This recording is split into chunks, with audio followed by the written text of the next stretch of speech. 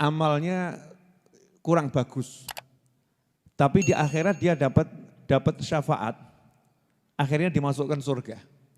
Gara-gara dia pernah mendengar siapa yang kalau di majelis, waktu majelisnya itu mau bubar atau waktu mau mulai, terus dia dengan suara keras ngajak orang sholawat, terus orang-orang jadi bersolawat, maka dia akan dapat syafaatnya Nabi SAW.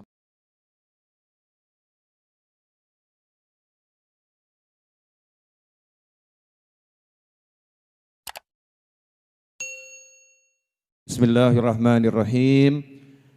Alhamdulillahi rabbil alamin. Allahumma salli wa sallim ala sayyidina Muhammadin miftahi babi rahmatillah adada ma fi ilmillah, salatan wa salaman daimain bidawami mulkillah wa ala alihi wa sahbihi.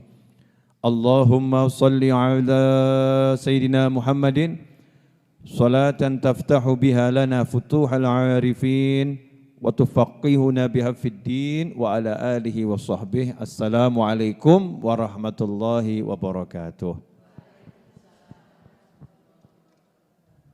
Alhamdulillah bisa bertemu kembali dalam keadaan sehat walafiat. Mudah-mudahan yang sehat semakin sehat dan awet sehatnya, yang sakit diberi kesembuhan dan kesehatan, yang bawa manfaat dunia akhirah. Amin, Allahumma amin. Pemirsa dimanapun Anda berada, ibu-ibu yang dimuliakan Allah Ta'ala, pada kesempatan kali ini kita akan membahas keistimewaan membaca sholawat di bulan Sya'ban dan juga pada saat akan berdiri meninggalkan majelis. Jumat kemarin sudah saya bahas, ini dibahas lagi. Jadi kalau bicara keistimewaan sholawat kepada Kanjeng Nabi Muhammad SAW, itu enggak akan ada ujungnya. Lautan yang tak bertepi dan dasarnya pun tak akan bisa dicapai.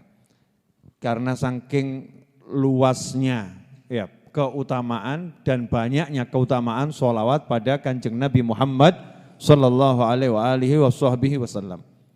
Cukup sebagai satu kemuliaan, yaitu wahyu Allah, innallaha wa malaikatahu yusholluna 'alan nabi ya ayyuhalladzina amanu shallu 'alaihi wa sallimu taslima. Allahumma shalli wa sallim wa barik 'alaihi wa ala alihi. Di ayat tersebut sudah jelas Allah mengatakan Allah sendiri sholawat pada Nabi Muhammad sallallahu alaihi wasallam. Malaikat sholawat itu biasa. Tapi Allah bersolawat pada Kanjeng Nabi SAW, ini adalah sesuatu yang luar biasa. Kemudian Allah ngajak-ngajak. Nah makanya yang diajak sama Allah kok nurut, yang diajak sama Allah kok mau ikut. Berarti ini kelompok yang disebutkan di ayat tadi yang dipanggil sama Allah dengan julukan ya ayyuhalladzina amanu. Hei orang-orang yang beriman. Berarti kalau kita nurut disuruh sholawat banyak, kita sholawat banyak, berarti menurut Allah kita termasuk hamba Allah yang beriman. Dapat label iman. Siapa yang ngasih? Allah Subhanahu wa ta'ala.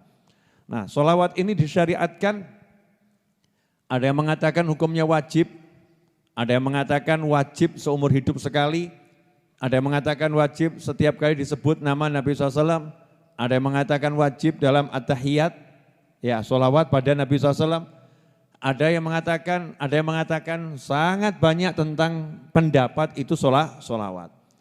Artinya apa? Dalam kondisi apapun kalau kita mau banyak sholawat itu bagusnya luar biasa. Di antaranya adalah ketika duduk ngerumpi. Nah ini ibu-ibu ini, hobinya kan duduk ngerumpi, ngobrol-ngobrol, ya jagongan, ngobrol. Zaman no kan ngobrolnya kan virtual, pakai Zoom, pakai Google Meet, pakai video call. Bahkan ada yang nggak pakai gambar, pesan WhatsApp, ya chatting di Facebook, di Instagram dan kawan-kawannya. Itu namanya juga ngobrol. Pertanyaannya, lah kalau selesai ngobrol sholawat enggak? Allahumma sholli alaihi. Jadi ketika selesai ngobrol itu kira-kira mau bangkit ninggalkan majelis sholawat tidak tuh. Atau ajak-ajak, yuk sholawat dulu gitu ya. Ojo lali sholawat, begitu atau tidak. Kalau kebiasaannya para sahabat setiap kali berdiri, ya meninggalkan majelis, sahabatnya Nabi SAW itu enggak usah disuruh. Masing-masing sholawat pada Nabi Muhammad SAW. Sebagaimana yang saya jelaskan pada Jumat malam kemarin, kalau yang menyimak, yang belum lihat di YouTube itu ya. Itu saya jelaskan, orang yang, Senin kemarin ya maaf, Senin saya menggantikan Nabi Muhammad, orang yang duduk di satu tempat kemudian tidak mau zikir sama Allah di tempat duduknya itu, tidak mau sholawat pada Nabi SAW di tempat duduknya itu, maka dia bangun meninggalkan majelis, aromanya lebih busuk daripada aroma bangkai. Jadi ibu-ibu tadi beli parfum harga 1 juta, 2 juta, aslinya mampu gak sholawat. Kalau enggak baca sholawat tuh aromanya busuknya luar biasa. Meskipun wangi, tapi sebetulnya kalau dicium sama orang-orang yang penciumannya itu benar tuh artinya penciuman lahirnya jalan, penciuman batinnya juga jalan. Nah, kalau kita kan enggak, lahirnya sok jalan, sok mampet, apalagi yang kena gejala COVID, gak iso mampu apa-apa. Cium ini, cium itu kok aromanya enggak ada. Katanya itu gejala COVID, enggak iso mampu. Dikasih Baiklin enggak mampu, kasih terasi enggak mampu ya, dikasih bau yang enggak enak enggak mampu, tapi dikasih duit mampu. Ya, aromanya uang dia itu bisa mencium.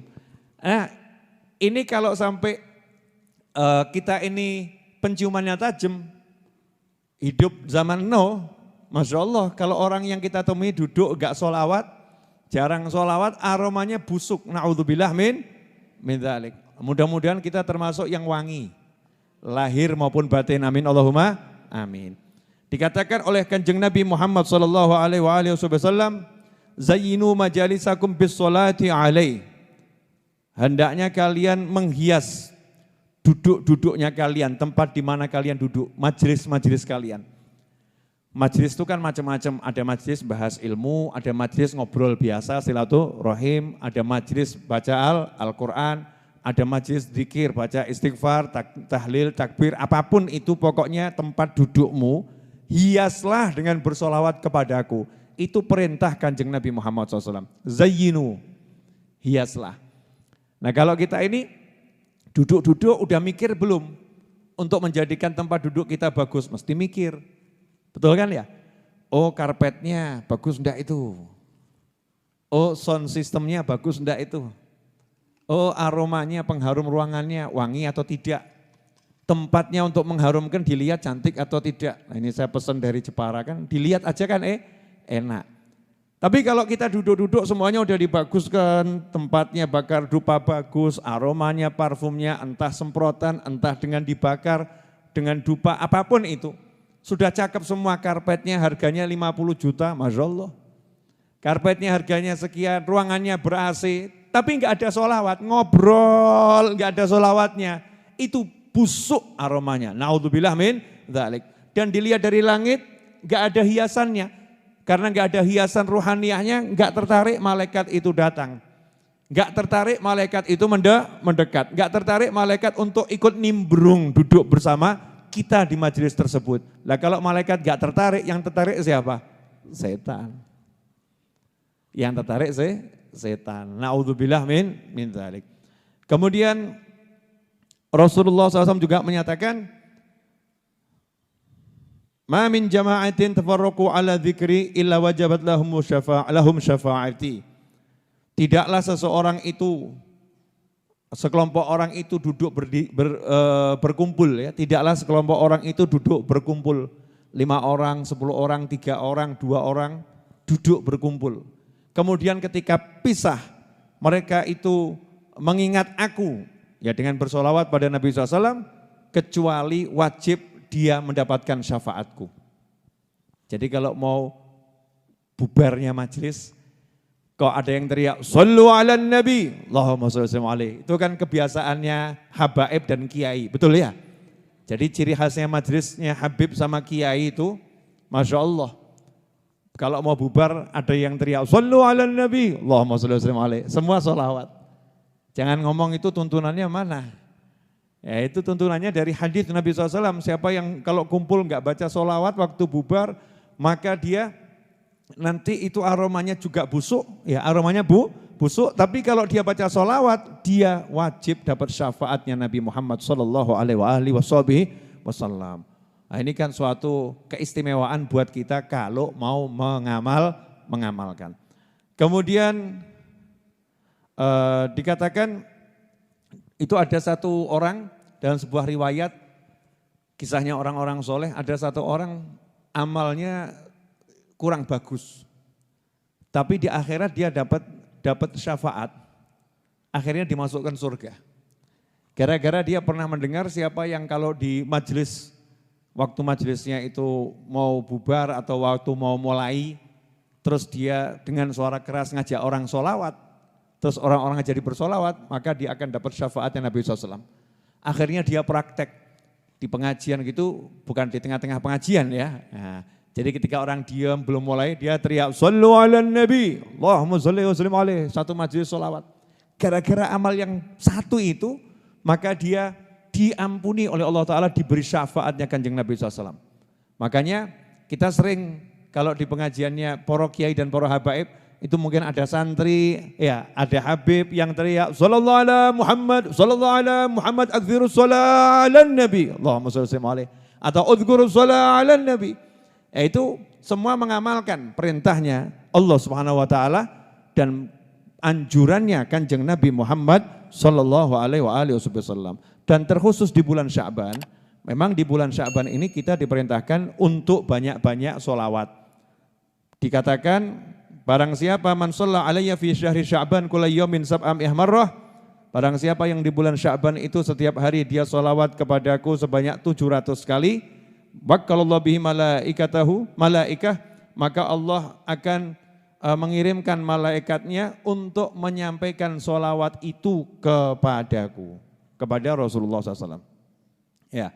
Kemudian Sayyidina Tawus Al-Yamani berkata, saya pernah bertanya kepada Sayyidina Hasan bin Ali, putranya Khalifah Ali bin Abi Thalib karamallahu wajhah. Sayyidina Hasan bin Ali, ada Sayyidina Husain, ada Sayyidina Hasan radhiyallahu anhuma.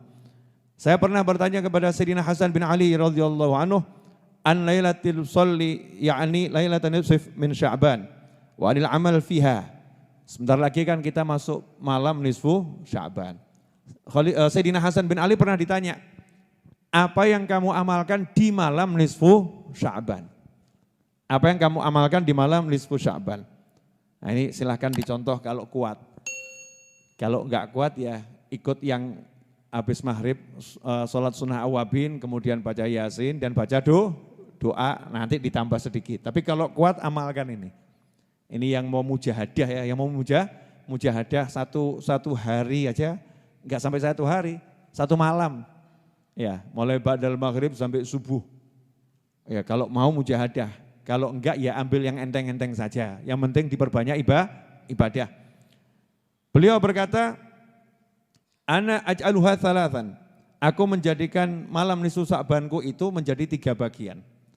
Sepertiga aku bersolawat kepada kakekku yaitu baginda Muhammad SAW. Usolli ala jaddi. Ya, aku bersolawat kepada kakekku an-Nabi SAW. Imtithalan li amrillah ta'ala haitsu yaqul innallaha wa malaikatahu yusholluna 'alan nabi ya ayyuhalladzina amanu shallu 'alaihi wa sallimu taslima. Al-Ahzab 56. Jadi Al-Ahzab 56. Saya melaksanakan perintahnya Allah Ta'ala. Disuruh sholawat dan salam ya saya sholawat dan salam. Makanya sepertiga malam nisfu Sya'ban saya gunakan untuk banyak-banyak bersolawat. Kemudian sepertiga berikutnya aku istighfar kepada Allah Ta'ala karena Allah telah mengatakan wa ma kana Allahu mu'adzibahum wa hum yastaghfirun. Dan sekali-kali Allah tidak akan menyiksa mereka sementara mereka mau istighfar minta ampun kepada Allah. Yang satu sholawat, yang satu istighfar. Kemudian aku jadikan sepertiga yang terakhir untuk banyak-banyak sujud. Jadi dibagi 3 ya, urutannya bebas. Pokoknya malamnya dibagi 3. Untuk banyak-banyak sujud kepada Allah Ta'ala yaitu dengan sholat ya. Banyak-banyak sholat. Karena Allah mengatakan wasjud waqtarib. sujudlah dan mendekat. Jadi malam nisfu Sya'ban, sholat, istighfar, sholawat. Sholawat, istighfar, sholat. Sholawat, istighfar, sholat. Nah itu resep. Kalau kita istighfar saja bagus, sholawat saja bagus. Kalau dikombinasi semuanya jalan di malam itu, sholawatnya banyak, istighfarnya banyak, sholatnya banyak, wah itu super bagus.